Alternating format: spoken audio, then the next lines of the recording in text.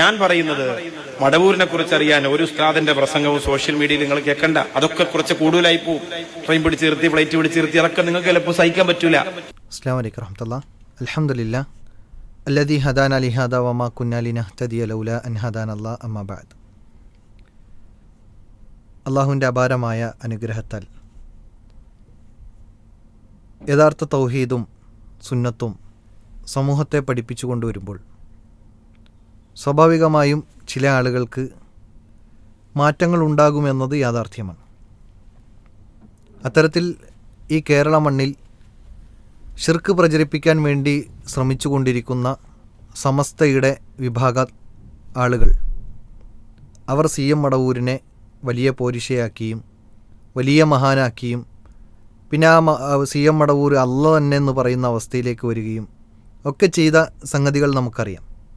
അങ്ങനെ CM മടവൂരിനെ വലിയ സംഭവമാക്കി ലോകത്തെ തന്നെ നിയന്ത്രിക്കുന്ന വ്യക്തിയാക്കി സമൂഹത്തിൻ്റെ മുമ്പിൽ അവതരിപ്പിച്ചപ്പോൾ നമ്മൾ തൗഹീദിനെ ശരിക്ക് പഠിപ്പിക്കുകയും ആരാണ് ലോകം നിയന്ത്രിക്കുന്നത് എന്ന് പഠിപ്പിക്കുകയും അങ്ങനെ സമൂഹത്തിനുള്ളിൽ ഒരു ബോധവൽക്കരണ പ്രവർത്തനങ്ങൾ പ്രബോധന മേഖലയിൽ സൃഷ്ടിച്ചെടുത്തപ്പോൾ അതിൽ വലിയ മാറ്റങ്ങളൊക്കെയാണ് ഉണ്ടായിട്ടുള്ളത്.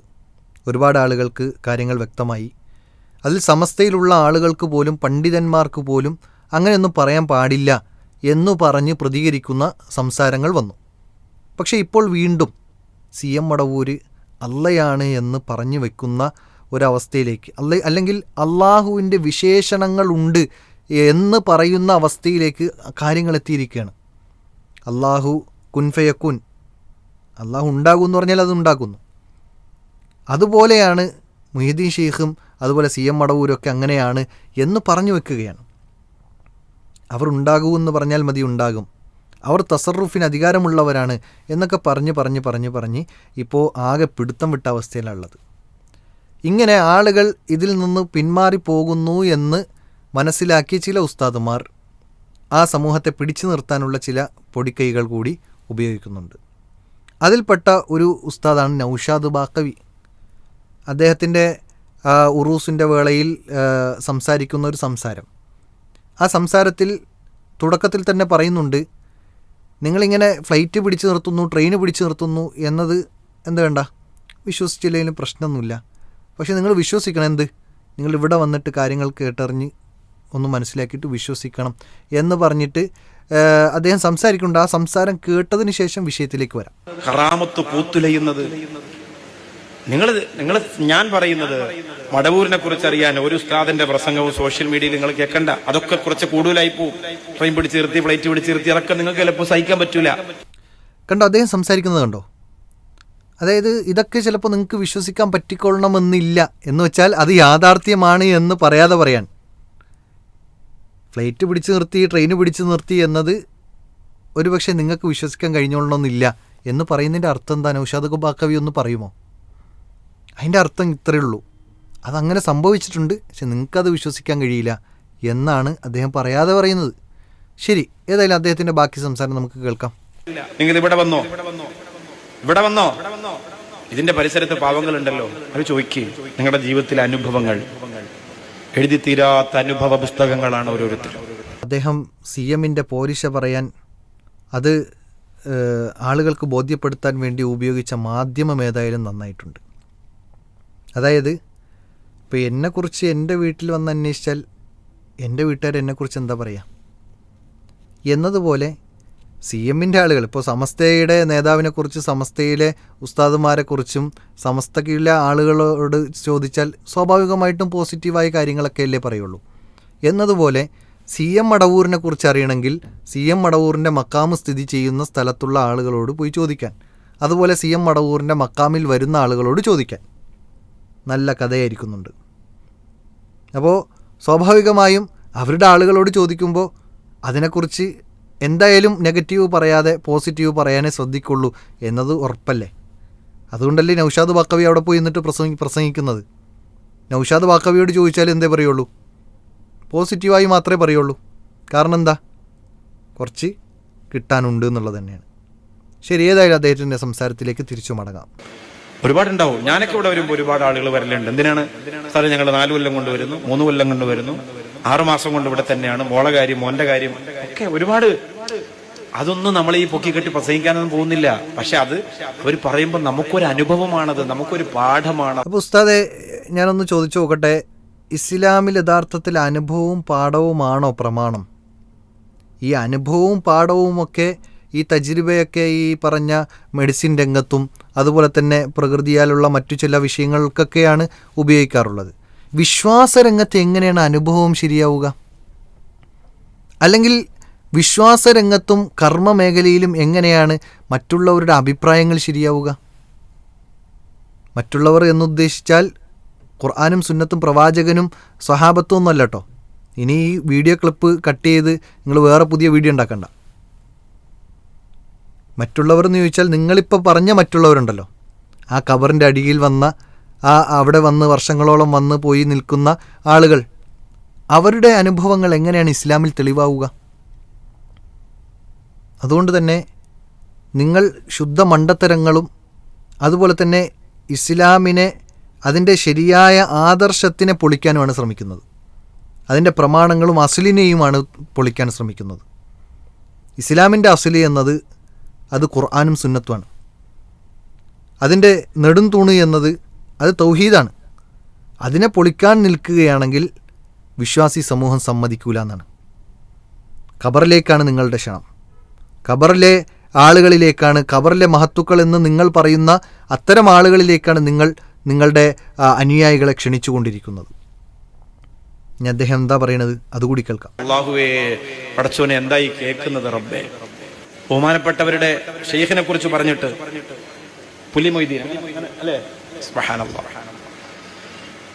പുലിമൊയ്തീൻ പറ്റ പുലിക്കുട്ടി എന്നാണ് അദ്ദേഹം എഴുതി വെച്ചത്. പുലിമൊയ്തീൻ എന്നത് ബഹുമാനപ്പെട്ടവരുടെ ഷെയ്ഖാണ്. പുലിമൊയ്തീൻ പറ്റ പുലിക്കുട്ടി, പാടിയ തീരോ, പറഞ്ഞ തീരോ, എഴുതിയ തീരോ? ഇത് നമ്മൾ കൂട്ടിയ കൂടുന്ന കാര്യമല്ല പ്രിയപ്പെട്ടവരെ. അതുകൊണ്ട് അതപകേടായിട്ടൊന്നും ഈ വാക്ക് പറയുമ്പോൾ നിങ്ങൾക്ക് ഉണ്ടാവരുതേ എന്ന് വേദനയോടെ ഓർമ്മപ്പെടുത്താം. അപ്പോൾ അദ്ദേഹത്തിൻ്റെ വലിയൊരു വേദനയാണ് ഇവിടെ പങ്കുവച്ചിട്ടുള്ളത്. ഒരിക്കലും CM-നെ കുറിച്ചോ അല്ലെങ്കിൽ ഇതുപോലുള്ള ഔലിയാക്കന്മാരും എന്ന് പറയപ്പെടുന്നവരെക്കുറിച്ച് മോശത്തരമൊന്നും പറയരുത് എന്നാണ്, അത് ശ്രദ്ധിക്കണം എന്നാണ് പറയുന്നത്. കാരണം എന്ന് വെച്ചാൽ അവരുടെ കൂട്ടത്തിലുള്ള ആളുകൾ തന്നെ അങ്ങനെ ഒരു ലോകം നിയന്ത്രിക്കുന്ന ആളെന്നൊന്നും പറയാൻ പറ്റില്ല. ഒരു പഞ്ചായത്ത്, ഒരു സ്റ്റേജ് എന്നൊക്കെ പറയുന്നത് പോലെ ഒരു ചെറിയൊരു ഏരിയ നിയന്ത്രിക്കുന്നു എന്ന് മാത്രമേ പറയാൻ പറ്റുള്ളൂ എന്നൊക്കെ പറഞ്ഞപ്പോൾ ഇവർക്കിടയിൽ തന്നെ അടിയായി. പിന്നെ ആകെ പ്രശ്നമായി. പിന്നെ സ്വഹാബി എന്നും സുഹാബി എന്നും ഒക്കെ വിളിക്കുന്ന സാഹചര്യമായി.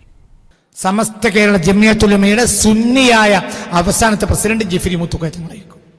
അടുത്ത പ്രസിഡന്റ് റബ്ബർ സ്റ്റാമ്പായിരിക്കും, ഒരു സുഹാബി, പിന്നെ പക്ക വഹാബി. ഈ സാധന നാട്ടിലുണ്ടാവില്ല. മുജാഹിദുകളുടെ പ്രസംഗങ്ങൾ കേട്ട് ഇപ്പോൾ സുന്നി സുഹാബിയായി എന്ന് പറയുന്ന ഒരു സാഹചര്യത്തിലേക്ക് ആളുകൾ എത്തിയിട്ടുണ്ട്. ഏതായാലും അൽഹംദുലില്ലാ, ഇവിടെ വഹാബികളുടെ പ്രബോധന പ്രവർത്തനങ്ങൾ ഫലം ചെയ്യുന്നു എന്നതിൻ്റെ മറ്റൊരു നേർക്കാഴ്ച കൂടിയാണ്. ചില റിസൾട്ടുകളാണ് നമുക്ക് കാണാൻ കഴിയുന്നത്.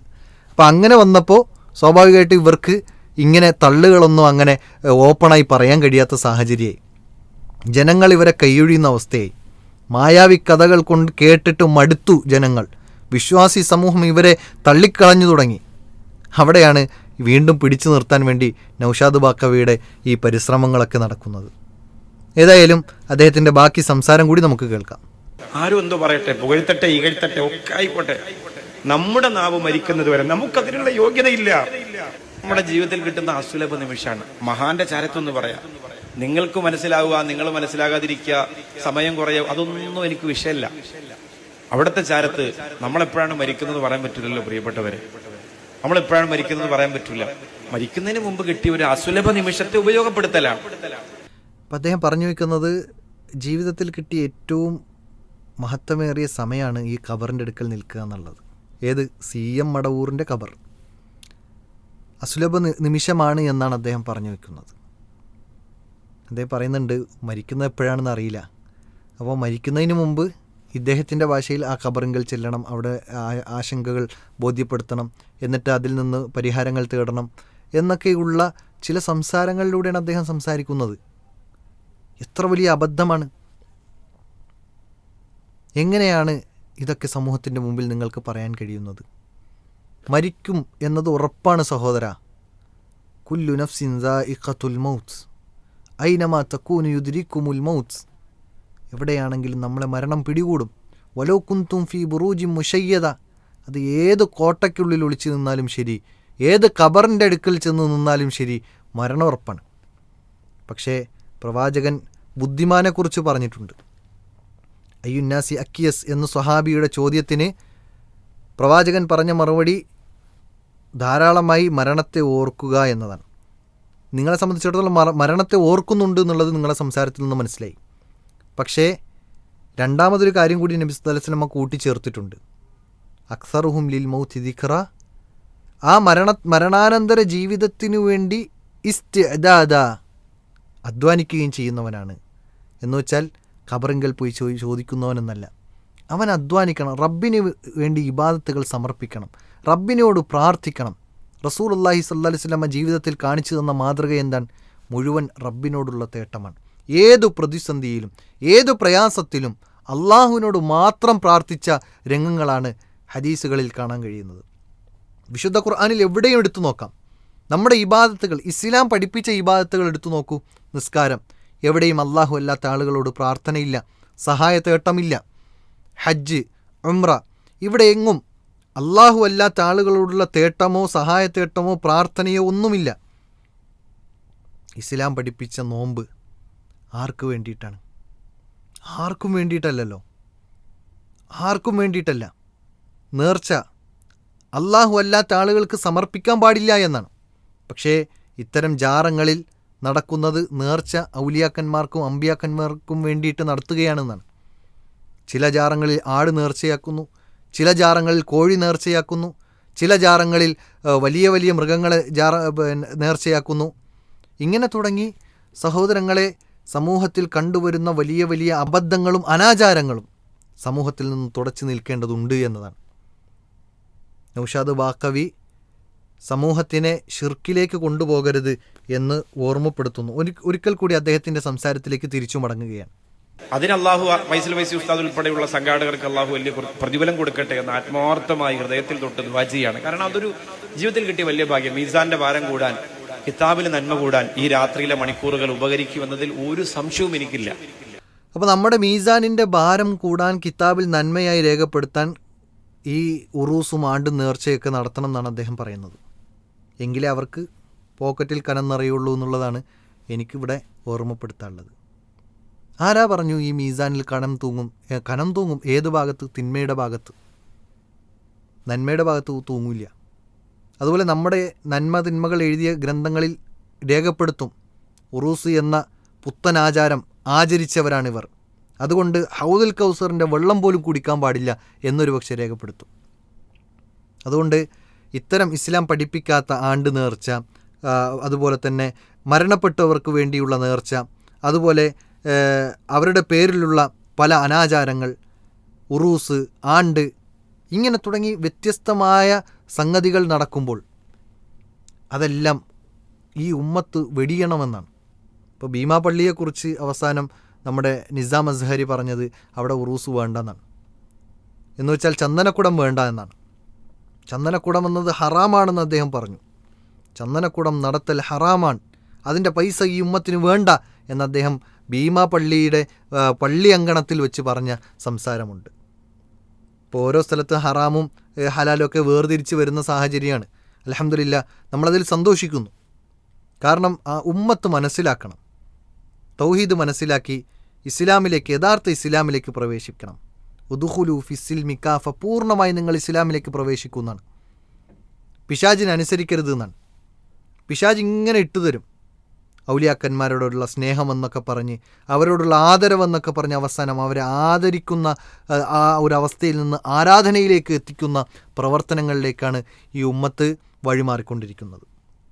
അതുകൊണ്ട് ഇത്തരം ഉസ്താദുമാർ കരുതിയിരിക്കണം എന്നതും നമ്മൾ പ്രത്യേകം ഓർമ്മപ്പെടുത്തുന്നുണ്ട്.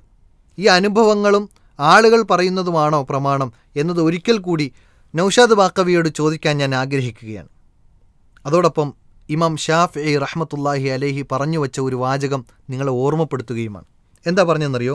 ഇദാ റഅയ്തുമുർ റജുല യംഷി അലൽ മാ, ഒരു മനുഷ്യൻ അവൻ വെള്ളത്തിൻ്റെ മുകളിലൂടെ ഇങ്ങനെ നടക്കുന്നത് കണ്ടാലും ശരി, വയതീറു ഫിൽ ഹവ, ഈ ആകാശലോകത്തുകൂടി അല്ലെങ്കിൽ ഈ വായുവിലൂടെ പറന്നു പോകുന്നത് നീ കാണാൻ ഇടയായാലും ശരി, ഫല തഗ്തറു ബി, അതിൽ നിങ്ങൾ എന്ത് ചെയ്യരുത്, വഞ്ചിതരാകരുത് എന്നാണ്. അതിൽ നിങ്ങൾ വഞ്ചിതരാകരുത് എന്ന് പറയുന്നു. എന്നിട്ട് പറയാണ് ഹത്ത തഅരിദു അംറഹു അലൽ കിതാബി വസ്സുന്ന, എന്നിട്ട് അവൻ്റെ കാര്യങ്ങൾ എങ്ങനെയാണ് ഖുർആനും സുന്നത്തും അനുസരിച്ചാണോ അവൻ ജീവിക്കുന്നത് എന്നൊക്കെ നോക്കിയിട്ട് വേണം എന്ത് ചെയ്യേണ്ടത്, കാര്യങ്ങൾ തീരുമാനിക്കേണ്ടത് എന്ന് അദ്ദേഹം ഓർമ്മപ്പെടുത്തുന്നുണ്ട്. അങ്ങനെ വച്ച് നോക്കുമ്പോൾ ഇദ്ദേഹം ഇവിടെ നൗഷാദ് ബാക്കവി പറഞ്ഞത് CM മടവൂറിൻ്റെ മഹത്വങ്ങളാണ്. ആ CM മടവൂറിനെ ഖുർആനും സുന്നത്തും വെച്ചൊന്ന് നോക്കുകയാണെങ്കിൽ നിസ്കരിക്കാത്ത ആളാണ്, നോമ്പ് നോക്കാത്ത ആളാണ്, സിഗരറ്റ് വലിക്കുന്ന ആളാണ്, അങ്ങനെ തുടങ്ങി ഭ്രാന്തുള്ള ആളായിരുന്നു എന്നൊക്കെ പറഞ്ഞ് പല രൂപത്തിലുള്ള ശരിയായ അദ്ദേഹത്തിൻ്റെ വീക്ഷണങ്ങളെയും അദ്ദേഹത്തിൻ്റെ ജീവിതകാലത്തെ പ്രവർത്തനങ്ങളെക്കുറിച്ചും സമൂഹത്തിൽ വ്യക്തമായ വിഷയമാണ്. അപ്പോൾ നിസ്കരിക്കാത്ത ആൾ ഇസ്ലാമിൽ എങ്ങനെയാണ് ഒരു മുസ്ലിമായി ഉണ്ടാവുക? നോമ്പ് നോക്കാത്ത ആൾ, നോമ്പ് നോക്കുന്ന ആളിനെ മുറിപ്പിക്കുന്ന ആൾ, പിന്നെ ഭ്രാന്തുണ്ടെന്ന് പറയുമ്പോൾ ഇതൊക്കെ പോയി കഴിഞ്ഞു. അതുകൊണ്ട് തന്നെ ഒരിക്കലും ഒരു ഖുർആനും സുന്നത്തും അനുസരിച്ചുള്ള ജീവിതമായിരുന്നില്ല CMന് എന്നത് വ്യക്തമാണ്. പിന്നെ എങ്ങനെയാണ് വലിയാവുക? അള്ളാഹുവിൻ്റെ റസൂൽ സല്ലല്ലാഹു അലൈഹി വസല്ലമ അഷ്റഫുൽ ഖൽക്കാണ്. ആ അഷ്റഫുൽ ഖൽക്കായ പ്രവാചകൻ സല്ലല്ലാഹു അലൈഹി വസല്ലമ അവസാന ഘട്ടത്തിൽ പോലും നിസ്കാരത്തെ നിലനിർത്താൻ വേണ്ടി ശ്രദ്ധിച്ചിരുന്നു. സുബഹിൻ്റെ വേളയിൽ, ആ ഒരു മരണത്തിൻ്റെ ദിവസത്തിൽ, അന്ന് സുബഹിൻ്റെ ആ ഒരു നിസ്കാരത്തിന് വേണ്ടി പ്രയാസപ്പെടുന്ന രംഗങ്ങൾ നമുക്ക് കാണാൻ കഴിയും ചരിത്രത്തിൽ. ഇവിടെ CM മടവൂർ എല്ലാം തികഞ്ഞ് നിസ്കാരം ഒക്കെ വീട്ടിലിരുന്നിട്ട് മക്കത്ത് നിസ്കരിക്കുന്ന ആളായി. ഏതായാലും ഇവരുടെ വിചിത്രവാദങ്ങൾ അത് കേട്ടു നിൽക്കാൻ കഴിയുന്നില്ല എന്നതാണ് നമുക്ക് ഈ ഒരു സന്ദർഭത്തിൽ ഓർമ്മപ്പെടുത്താനുള്ളത്. ഏതായാലും സമൂഹമേ നിങ്ങൾ കരുതിയിരിക്കണം, ഇത്തരം ഉസ്താദുമാർ നമ്മുടെ പോക്കറ്റടിക്കാനും നമ്മുടെ വിശ്വാസത്തെ ചൂഷണം ചെയ്യാനുമാണ് പരിശ്രമിച്ചു കൊണ്ടിരിക്കുന്നത്. സൃഷ്ടികളിലേക്കല്ല, സൃഷ്ടാവിലേക്കാണ് നമ്മുടെ മടക്കം എന്ന് തിരിച്ചറിയണം. ആ റബ്ബിനെ മാത്രമാണ് നമ്മൾ ആരാധിക്കേണ്ടത് എന്നതും അവനോട് മാത്രമാണ് നമ്മുടെ ആവലാദികൾ വേവലാദികൾ സമർപ്പിക്കേണ്ടത് എന്നും ഇവിടെ പ്രത്യേകം ഉണർത്തുന്നു. അള്ളാഹു ശരിയായ വിശ്വാസത്തിൽ ഊന്നി നിൽക്കുവാനുള്ള തൗഫീക്ക് നൽകി അനുഗ്രഹിക്കുമാറാകട്ടെ. വആഖിറു ദഅവാന അനിൽ ഹംദുലില്ലാഹി റബ്ബിൽ ആലമീൻ. അസ്സലാമു അലൈക്കും വറഹ്മത്തുള്ളാഹി വബറകാതുഹു.